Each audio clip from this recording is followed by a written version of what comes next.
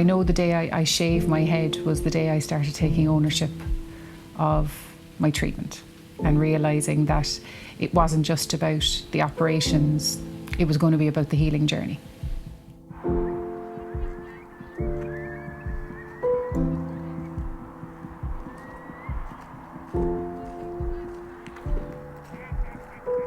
My name is Helena O'Brien. My name is Mandy Gabriel. My name is Liz Muldoon. And when I was 39 years of age, I was diagnosed with breast cancer. Breast cancer. Breast cancer.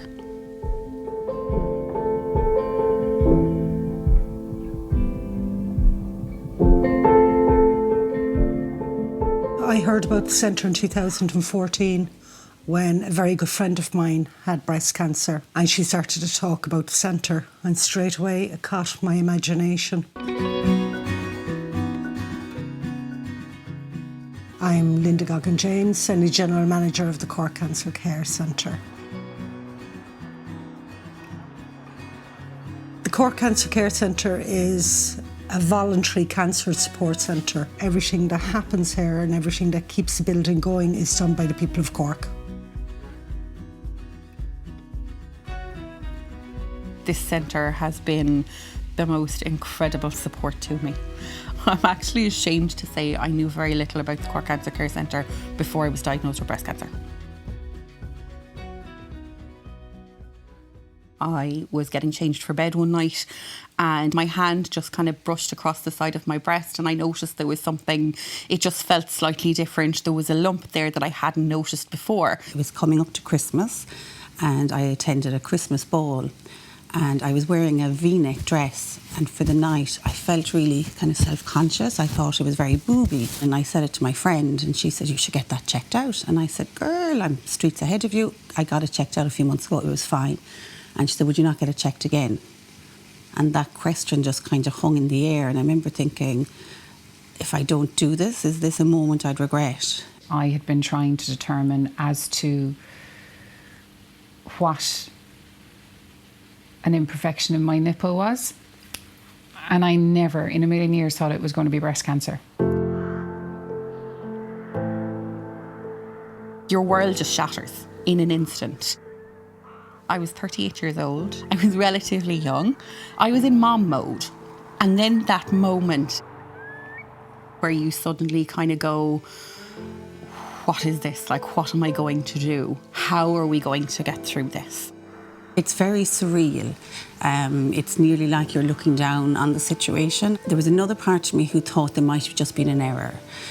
Maybe my file got mixed up with someone else's file and they're not actually talking about me, and that if it was an error, it's perfectly fine, no harm done. Just tell me now and I'll walk out the door and you can tell the other girl coming in that this is her story, because I really didn't believe it was my story.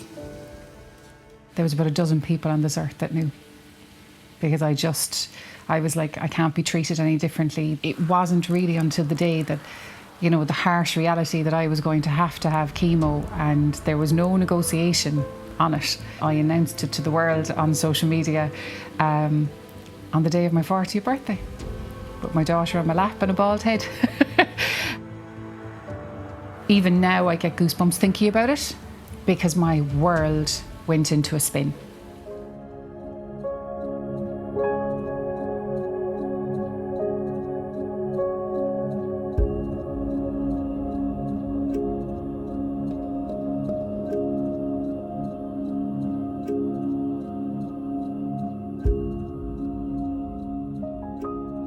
When I watched how much my friend had got from the support of other people going through cancer, and I see it every day, I call them warriors because they are going through battles when they're going through cancer. But it's giving each other advice or encouragement, or someone who's just started and they're terrified, and it's others helping them along. When I met Helena and Mandy, they were speaking so highly of the centre, so I kind of thought, yeah, do you know what, I have to try this place out. So I waited until after my chemotherapy was finished. I didn't know what to expect, but it's such a lovely place. It was just such a lovely environment, and it's such a welcoming environment. It's a pure home from home. Helena and Mandy and Liz, they all came for different reasons. Helena would say she came for very much for the holistic part of it. Liz would have come for companionship, fellow cancer warriors, and Mandy came very much for the counselling part of our centre because she wanted answers. They became great friends, but they came for different reasons, and the centre was able to offer each of them what they needed.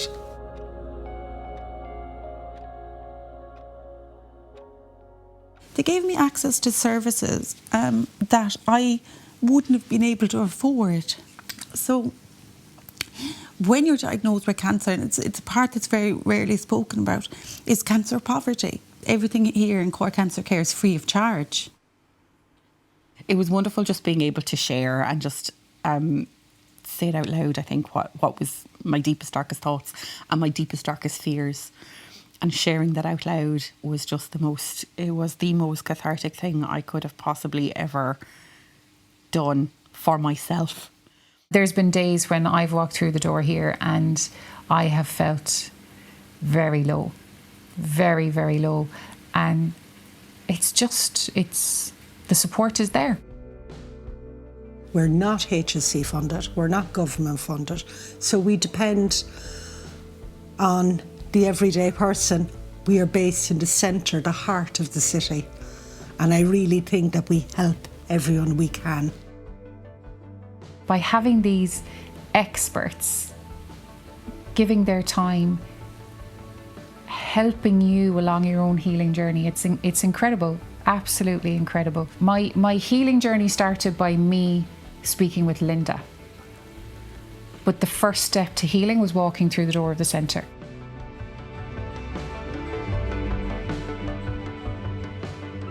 A lot of people don't realise that the centre is for male and female and young adults. Everyone who's welcome is going through cancer. Anyone who has been touched by cancer in any way, whether they're going through cancer themselves or as a family member.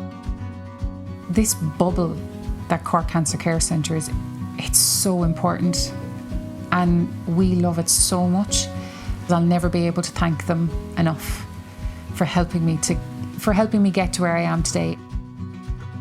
The risk of recurrence is always going to be there, but you can't let it overwhelm you. You can't let it take over your life. You can't let it be every waking thought every day.